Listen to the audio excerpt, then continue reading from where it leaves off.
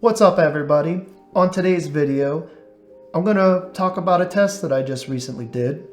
So I shot a model, local model. It says shot, shouldn't say shoot. I didn't shoot her. I took pictures of her. I took pictures of a local model. Her name is Sarah Snyder, and she is amazing. I will put her IG in the description so you can give her a follow. When we shot photos, I took digital and I took film of the same similar shots, the same outfit, same cityscape. On the Fuji, I shot raw and I shot a Portrait 400 film simulation, which is literally the best thing about Fujis in my opinion, other than the color science. Film simulations are amazing.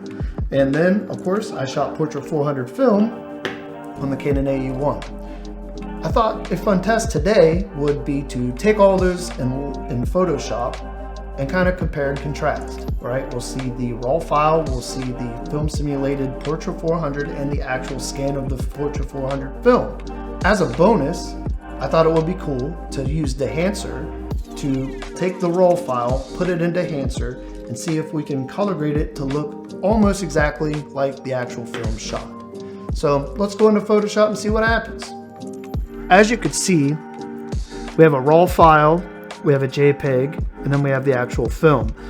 On Fuji, Sony, Canon, all of the new cameras, obviously you could shoot raw and JPEG at the same time, and that's exactly what I did. So, just kind of looking at the two here, I'm just gonna see here, you can actually see a lot of similarities here, right? The temperature on her face is pretty close. It's not exact, but it's close for a simulation, right? The pools here, similar color, they're pretty close. There are some glaringly obvious differences here that will tell us which one's film and which one's not. For me, the kicker are the lights here, the bokeh here, the halation you can see in the light bulbs. They're kind of there, but they're not there. Even if this were the same photo, it wouldn't be the same. The shallow depth of field here is a lot more noticeable than on here. You could see clearly the scaffolding here. You can't see it here. Her skin here, some little details here are a little fudged out. You can see they're really clear here, even with the fake grain and that's going on top. But overall, I would say it's a great alternative if you have a Fuji. Let's try to take this raw photo and see if we can make it look anything like the actual film or even close to the film sim. It might not work, it might work, I don't know, we'll see. So what I'm gonna do is I'm gonna go to my original here. I'm gonna always copy I'm gonna duplicate this because probably gonna put some blur on this layer here. Do that after we do the coloring and all that good stuff. So go to filter, after you've installed it on your computer, go to DEHANCER here. Let it load. We'll go to films. We're gonna go to color negative because Portrait 400 is a color negative. And then we're going to go for it right here. So we got a lot of work to do. The pools are already matching. Scaffolding, the lights kind of already match, but there's still some things we got to do, especially to Sarah's skin and the jacket, a little fuzzy top here. So let's go ahead and start messing around. Go ahead and change the exposure here. I'm going to make the temperature a little bit more blue to start matching that. That's good. Let's start playing with some of these.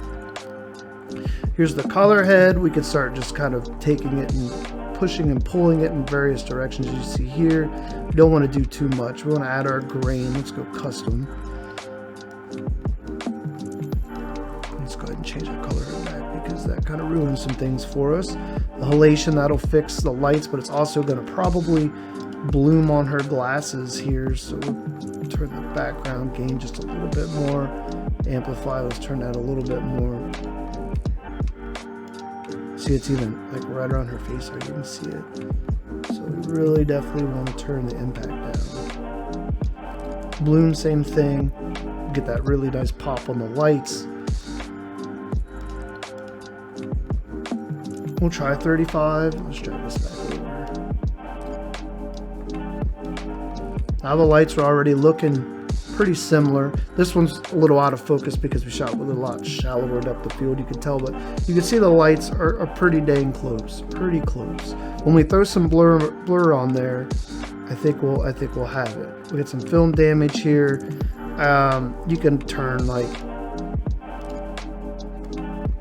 scratches and hairs and stuff, but we don't want any of that. We don't want to do an overscale. It's probably going to put some layout. Yeah, we don't want to do that. Vignetting, obviously, around the corners. That's fine. That would look more filmic. We really, now that we got kind of a base, I don't know if we're going to get, let's see. Let's take that shadow tone. It's a little too yellow. Let's drag that back.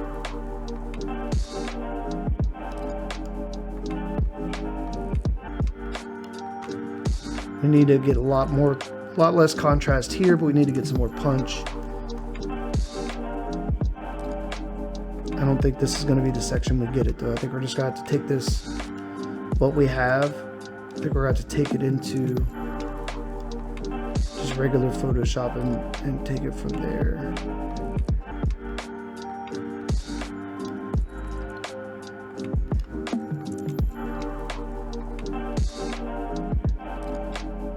Because everything else is looking okay. So let's go ahead and hit OK.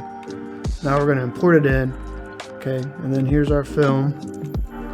Here's this. So let's go ahead and we're obviously going to go with brightness contrast. We're going to have to go with selective color, some color balance, and see what we can get out of that. So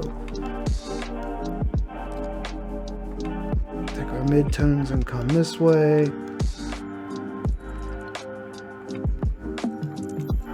Okay, and then we're gonna go. So take our reference photo. We're getting pretty close, as you can see. I gotta do some work here. Got like the brightness that we brought over. We need to bring that down. We need to bring the face down a little bit, but we're getting there. We're getting there. We're getting there. So let's go. Let's actually turn this on. Lessen the contrast. What would it do if we hit auto? Oh my god, too much. Okay. That's better. Okay.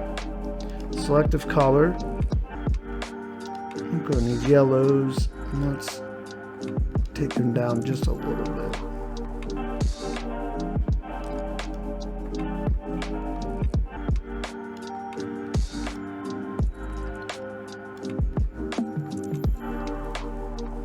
There's like a little pinch of yellow in this in her photo here, as you can see here.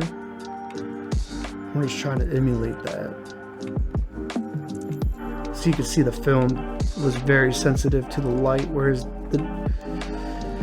the emulation, I think the halation that we put on it, it really kind of blew that out. So we're probably going to pull it out here because, you know, the film didn't do that. It's sensitive, but it's not that sensitive. I assume, you know what that gets us, that it was probably the halation that we turned on.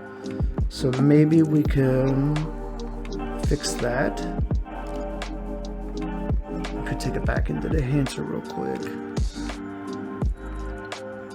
Because I'm assuming it was that. So if we go up to the bloom and the halation, that wasn't that. Definitely was some of that bloom. Let's go ahead and just turn it off.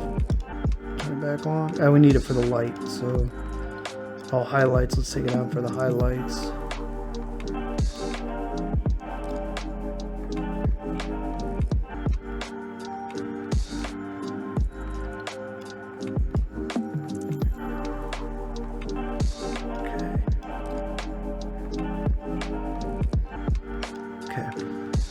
That's a little better. We're still a little blown out here. I mean, honestly, it's going to help with the film look anyway. Because we can't really go that direction too much. We could go into curve. We could get a curve. See if we can. That's what I wanted.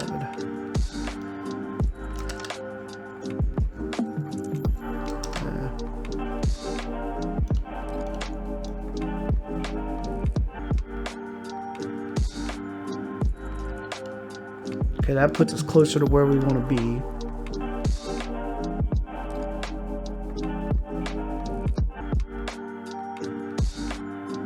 That didn't do anything, did it? Ever so slightly. But it's definitely close.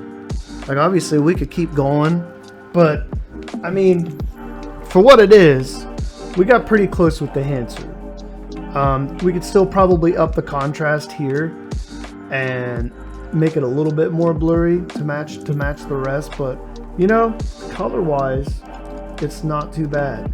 If we spent probably about 15 more minutes on it, we could really nail it. I just wanted to get close just to play around, kind of show you DEHANCER and how cool it is to do with your photos. If you don't want to be like me and waste all your money on film, you could just shoot digital with a Fuji film sim or get DEHANCER, one-time fee.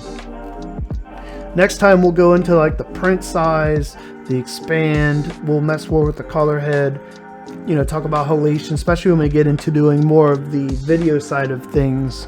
But anyway, just wanted to jump on here and do some fun here with DEHANCER, and I will see you guys on the next video. Y'all take care.